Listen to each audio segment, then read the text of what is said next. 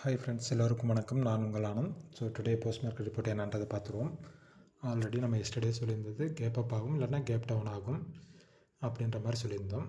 அப்படி கேப் அப்போ கேப் டவுனாக ஆனாலும் ஃபஸ்ட்டு 5 மினிட்ஸ் கேண்டில் நீங்கள் கன்சிடர் பண்ணணும். அடுத்து ரெண்டாவது ஒரு 5 மினிட்ஸ் கேண்டிலையும் நம்ம கன்சிடர் பண்ணணும் அப்படின்னு சொல்லியிருந்தோம்.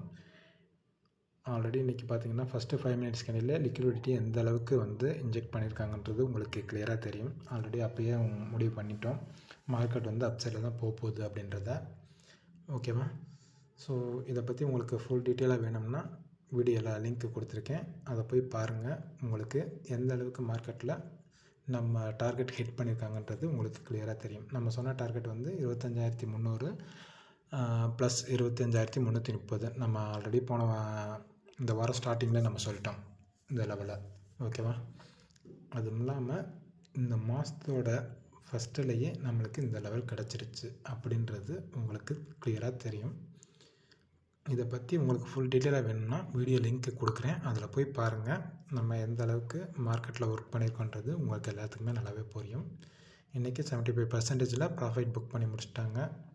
இந்த கேப் அப் மூணு பாயிண்ட்டு கேப் டவுன் கொடுத்துருக்காங்க. அந்த கேப் டவுன் கொடுத்ததும் என்ன ரீசன்றது வீடியோவில் கிளியராக சொல்லியிருக்கேன். வீடியோவில் போய் பாருங்கள், கண்டிப்பாக உங்களுக்கு ஒரு புரிதல் கிடைக்கும். ஓகேயா? திரும்பவும் நான் சொல்கிறேன், ரீட்டைலர் யாரும் லாஸ் பண்ணாதீங்க. மார்க்கெட்டை கற்றுக்கிட்டு ஒரு ப்ராஃபிட்டபிளாக இருக்க பாருங்கள். ஓகேவா? தேங்க்யூ ஃபார் வாட்சிங்.